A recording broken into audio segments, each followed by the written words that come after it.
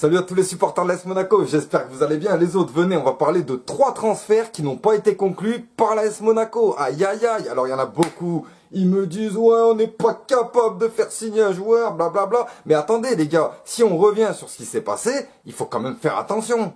Alors on a Kamano, ça fait un petit moment qu'on est dessus, on discute, on met tout en place, le transfert, on est d'accord avec Bordeaux, on est d'accord avec Kamano, on est d'accord avec l'agent, limite il passe sa visite médicale, et d'un coup, une fois que tout est conclu, tout le monde crie ouais, et là l'agent il dit je veux 10 milliards.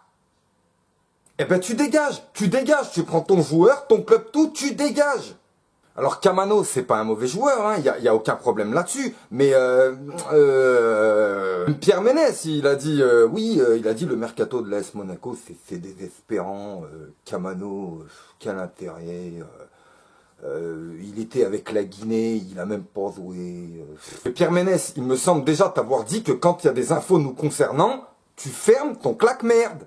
Bon, il comprendra jamais de toute façon, mais après on s'en fout. Kamano, je suis désolé, il faut arrêter de se faire banane. Ils ont entendu que l'AS Monaco voulait faire une grosse équipe, ce qui fait qu'on nous propose des joueurs. Bon, les tarots, ça va pour Kamano, mais après l'agent n'a pas demandé une commission comme ça. Donc je sais pas c'est qui cet agent, mais ça me gave. Passons à Adrien Silva, mes amis. Adrien Silva, ça a choqué personne. Le mec, il s'est jamais imposé nulle part, il coûte 30 millions d'euros. 30 millions d'euros. T'entends que Nabil Fekir, il est parti pour 20 millions d'euros. Nabil Fekir, champion du monde, titulaire dans 95% des clubs de cette planète, il part pour 20 millions. Toi, tu veux remplacer Radamel Falcao, le capitaine de la Colombie, le capitaine de l'AS Monaco, un mec qui a limite plus rien à prouver, par Adrien Silva, 30 millions, qui fait club en club avec des prêts, qui n'arrive pas à s'imposer, et qu'en plus, il a un genou éclaté.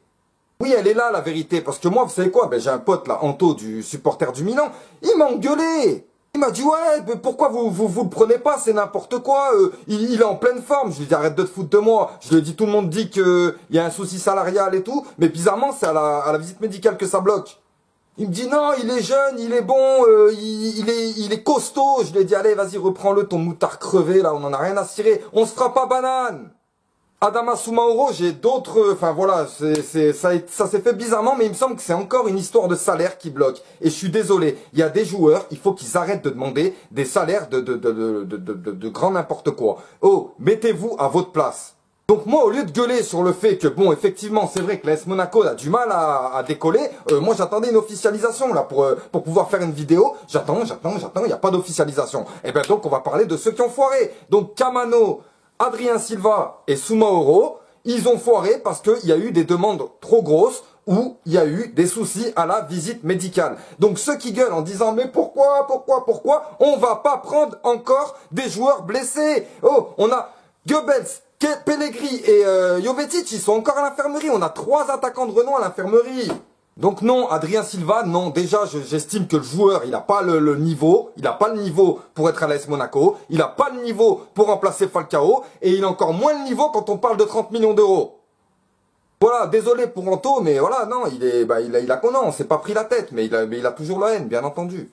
Donc à côté de ça, on a quand même des cibles un peu plus prestigieuses comme Mariano Diaz. On a qui encore qu'on a parlé de... Bon après par contre aussi, enfin moi j'ai aussi un peu de mal avec les tarots de joueurs là. Comme je vous expliquais tout à l'heure, Fekir, 26 ans, titulaire de partout. Le mec il part pour 20 millions. André Silva, André Silva,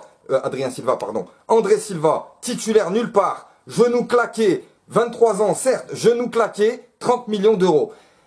Ivan Perisic, j'ai absolument rien contre ce joueur. Il y a beaucoup de personnes qui suivent le calcio qui m'ont dit ah t'arrêtes, franchement le joueur est super bon. Mais 40 millions dans un ailier de 30 ans, non. Ça peut être Perisic, ce qui tu veux, non. C'est 40 millions de perdus. C'est 40 millions. Même s'il a 3 très bonnes années devant lui, c'est un ailier. L'ailier à partir de 28 ans, il commence déjà. Voilà, on lui demande beaucoup à l'ailier. Et ok, mais pas 40 millions sur un joueur de 30 ans.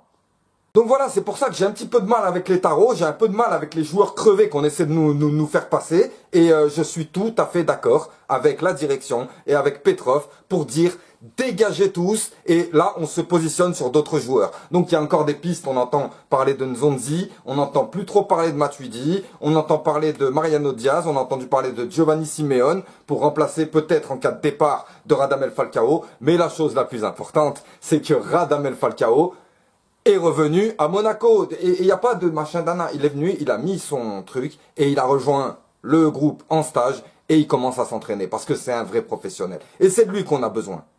Donc voilà, achetez un bon attaquant à mettre aux côtés de Radamel Falcao. Et puis ensuite, mettez-vous un petit peu sur la défense parce qu'on va être en difficulté, surtout si on a prévu de faire monter d'un cran Jemerson. On a besoin de défenseurs. Mais bon, voilà, je fais confiance à la direction pour avancer prudemment, même s'il y en a qui disent que c'est trop prudent parce que c'est vrai que, par contre les gars, on s'en fout de la reprise du championnat. Le plus important, c'est la fin du mercato. Même si on reprend le championnat avec Silla et Falcao, c'est pas grave, c'est pas grave. Mais avant la fin du mercato, il faut qu'on ait une grosse équipe. Et bien entendu, il faut qu'on attaque le championnat directement.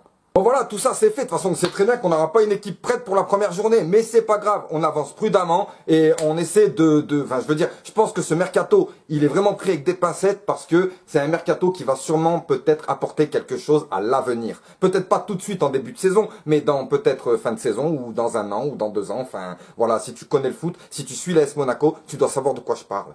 Oui, non, je suis pas énervé, mais si, je suis énervé en fait parce que voilà, j'en ai marre, on nous prend pour des pigeons et je suis tout à fait d'accord avec la direction pour dire non. Les supporters qui gueulent, qui disent que on n'a pas de joueurs, c'est tout à fait normal, on essaie de nous banane donc on dit non. Et là, prochainement, j'espère que les pistes, parce qu'il y a quand même des pistes qui font plaisir et qui sont prestigieuses et j'aimerais bien qu'on se positionne dessus avec intérêt. Voilà les gars, bon, je vous dis à plus tard.